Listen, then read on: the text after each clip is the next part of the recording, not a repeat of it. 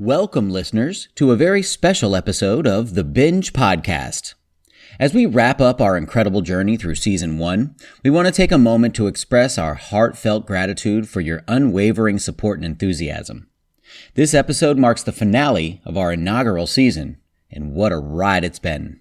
We've laughed, learned, and grown together over these past 18 episodes, exploring the mysteries of near-death experiences, the moon landing, and even the career of Ariana Grande. Your engagement and feedback have been the driving force behind our success, and we couldn't be more thankful. But don't worry, this isn't goodbye, it's just see you later. We're thrilled to announce that The Binge will be returning next year for an exciting Season 2. We'll be taking a short break to recharge, switch up the format a bit, and prepare even more captivating content for you. So as we close this chapter, we invite you to join us for this final episode of Season 1 and expect a return for Season 2 next week. We can't wait to reconnect with you all next year for another amazing season of The Binge. It's the Binge Podcast where everything's a blast. It's the Binge Podcast, come join us fast. The narco-comedian Pablo Escobar's absolutely fucking ridiculous empire of chaos.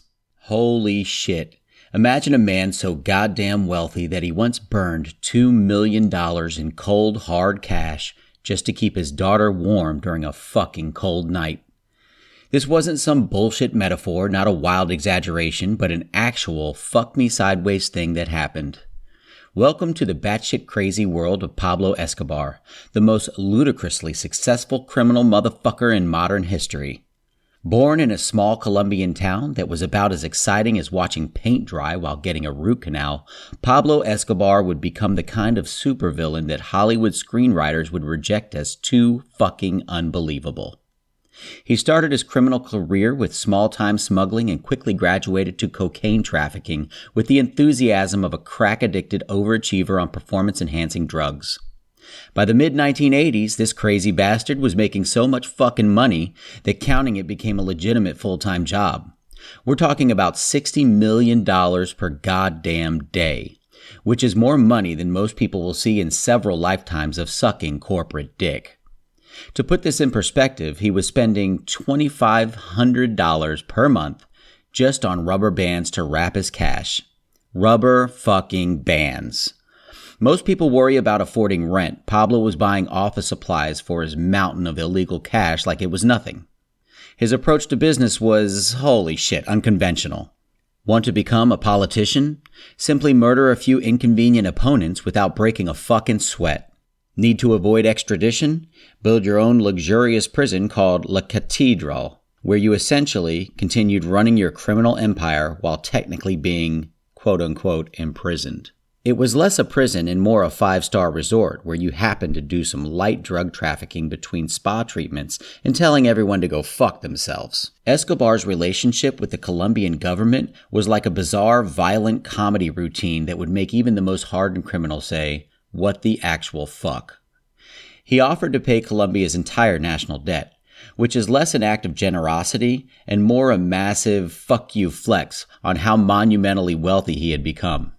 Imagine being so rich that you could casually offer to pay off an entire country's debt, like it was a minor utility bill you'd find between your couch cushions. His personal zoo was a testament to his completely bonkers what-the-fuck lifestyle. While most people are happy with a dog or maybe a cat, this crazy bastard imported hippos, elephants, and other exotic animals to his personal estate. These hippos would later become an invasive species problem in Colombia. Because of fucking course they would. Only Pablo Escobar could create an ecological disaster on a side effect of his criminal lifestyle. At the height of his power, Escobar was so popular among the poor that he was essentially a Robin Hood figure. If Robin Hood also happened to be a murderous, cocaine-slinging drug lord who didn't give a flying fuck about conventional morality. He built entire neighborhoods, schools, and hospitals for impoverished communities. It was less philanthropy and more elaborate fuck you public relations, but hey, free hospitals are free fucking hospitals. His eventual downfall was as dramatic as his rise. Hunted by both Colombian authorities and rival cartels who wanted his ass 6 feet under, his eventual downfall was as dramatic as his rise. Hunted by both Colombian authorities and rival cartels who wanted his ass 6 feet under, Escobar was eventually killed on a Medellin rooftop, a far cry from the luxurious lifestyle he had grown accustomed to. His last words were reportedly, "Tell my son I love him," a surprisingly tender moment for a man who had ordered hundreds of murders like he was ordering fucking takeout. In many ways, Pablo Escobar was less a human being and more a force of chaotic nature, a hurricane of cash, violence, and absolutely bonkers life choices that would make Satan himself say, "Whoa, slow the fuck down." Pablo Escobar wasn't just a drug lord. He was a walking, talking demonstration that reality is far more bizarre than fiction could ever hope to be. In the grand comedy of human existence, he was a headline act, terrifying, fascinating, and so utterly unbelievable that if you wrote a story as a screenplay, most producers would send it back with a note reading, "Too fucking unrealistic." Fuck yeah.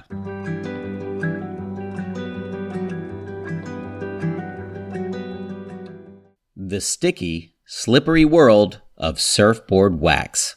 A necessary adventure. Listen up, wave riding enthusiasts.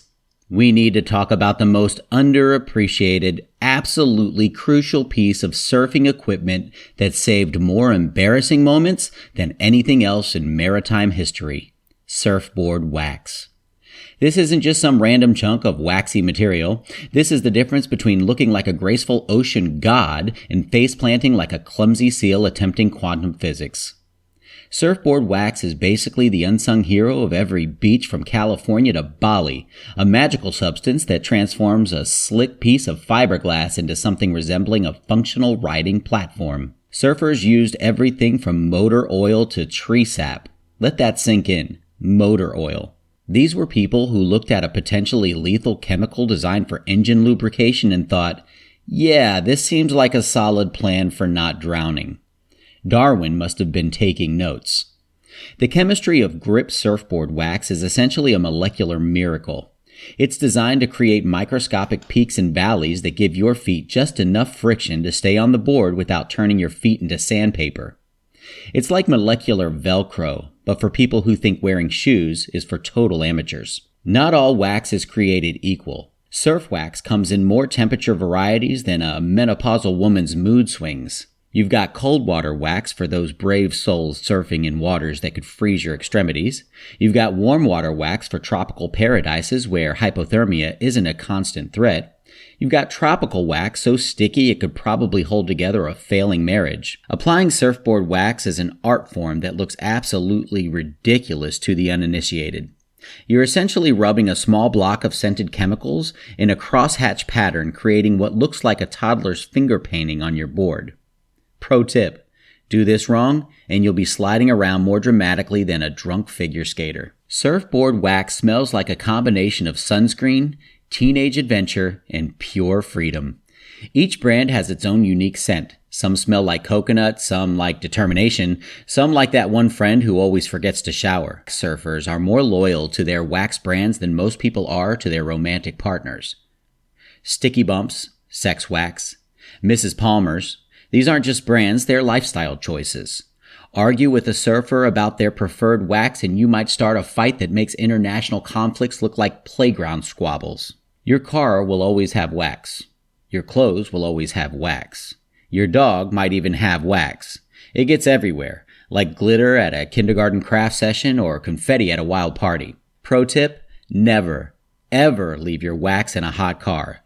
You'll return to a melted puddle that looks like a modern art installation and smells like broken dreams and tropical regret. Modern surf wax is actually becoming more environmentally friendly.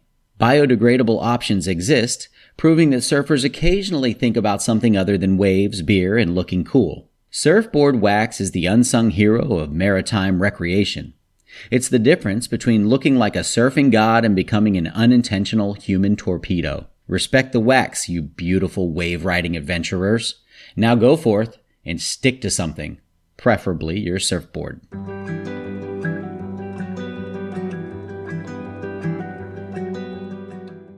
A slightly skewed journey, understanding schizophrenia. Let's talk about a mental health condition that's more misunderstood than advanced calculus at a kindergarten show and tell. Schizophrenia. Get ready for a wild ride through the most misrepresented neurological adventure in medical history. First things first, no, schizophrenia is not about having multiple personalities. That's a different condition entirely. Schizophrenia is more like having the world's most unreliable internal radio station, broadcasting news, music, and commentary that absolutely nobody else can hear. Popular misconceptions. Hollywood has done for schizophrenia what Michael Bay has done for historical accuracy. Absolutely nothing helpful. Movies typically portray people with schizophrenia as either dangerous serial killers or magical mystics who can see beyond reality. In reality, most individuals with schizophrenia are more likely to be worried about their grocery list than plotting world domination. The brain. Nature's most confusing computer. Imagine your brain as a computer that occasionally decides to run multiple operating systems simultaneously and none of them are compatible. That's schizophrenia in a nutshell. Your neural networks are playing an intense game of who's in charge, and nobody's winning. Symptoms. The greatest hits of neurological chaos. Hallucinations? Check. Delusions? Double check. Completely bizarre thought processes? Triple check with a gold star. It's like your brain decided to become an experimental jazz musician, improvising reality without any concern for logic or reason. The voices in your head. Spoiler, they're not your friends. Auditory hallucinations are the most common symptom. These aren't the helpful voices that might remind you to buy milk. These are more like extremely critical roommates who never pay rent and constantly criticize your life choices. "You shouldn't eat that sandwich" becomes a full-blown dramatic monologue about global sandwich conspiracies. Treatment. A complex cocktail treatment is less about a magic cure and more about careful management. Antipsychotic medications are like diplomatic negotiators trying to calm down a rowdy internal debate club. Sometimes they work perfectly, sometimes they're about as effective as using a water pistol to stop a forest fire. The social challenge. Imagine trying to have a conversation while your brain is simultaneously running a conspiracy theory podcast, a weather report, and a dramatic soap opera, all without your consent. Genetic roulette. There's a genetic component to schizophrenia that's about as predictable as a toddler with a permanent marker. Just because it runs in your family doesn't mean you'll definitely develop it, but it's like having a slightly more interesting genetic lottery ticket. Living with schizophrenia. Most people with schizophrenia are not the dangerous individuals pop culture loves to portray. They're people managing a complex condition, often with remarkable resilience. They're doctors, artists, writers, parents, basically regular humans doing extraordinary things while navigating a particularly challenging neural landscape. The research frontier. Modern research is making incredible strides. We're understanding more about brain chemistry, genetic markers, and potential treatments than ever before.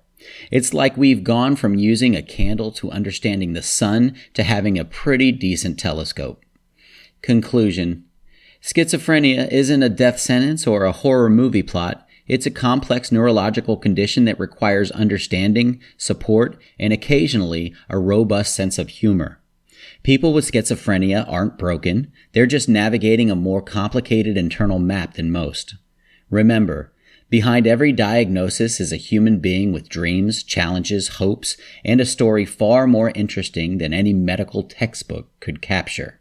Stay weird, stay wonderful, and always keep listening, but maybe not to those internal voices too much.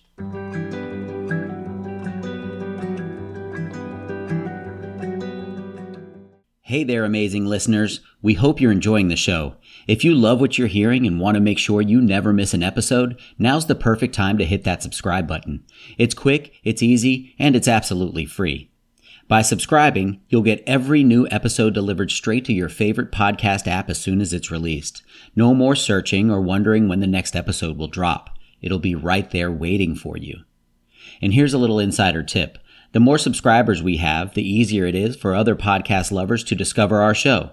So by subscribing, you're not only treating yourself to effortless listening, but you're also helping us grow our community. So what are you waiting for? Pause what you're doing right now and tap that subscribe button. It takes just a second, but it means the world to us. And if you're feeling extra generous, leave us a rating and review while you're at it. Your support keeps this show going strong. Thanks for being an awesome listener, and we can't wait to bring you more great content in our upcoming episodes.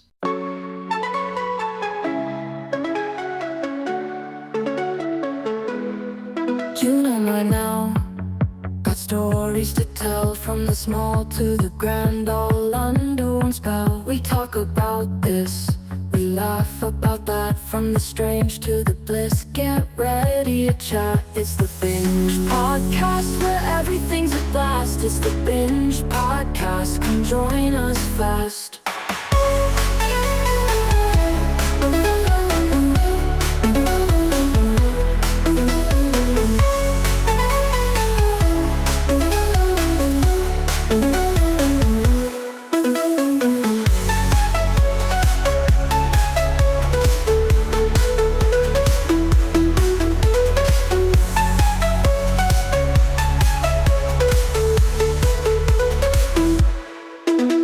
By now, got stories to tell, from the small to the grand, all under one spell. We talk about this, we laugh about that, from the strange to the bliss. Get ready to chat. It's the Binge Podcast, where everything's a blast. It's the Binge Podcast, come join us fast.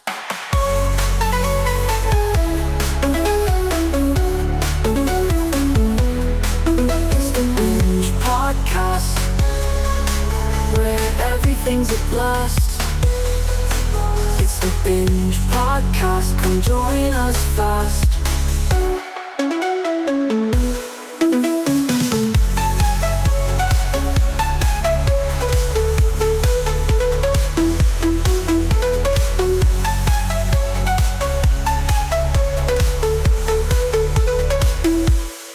Tune in right now, stories to tell, from the small to the grand, all under one spell. We talk about this, we laugh about that, from the strange to the bliss. Get ready to chat. It's the Binge Podcast, where everything's a blast. It's the Binge Podcast, come join us fast.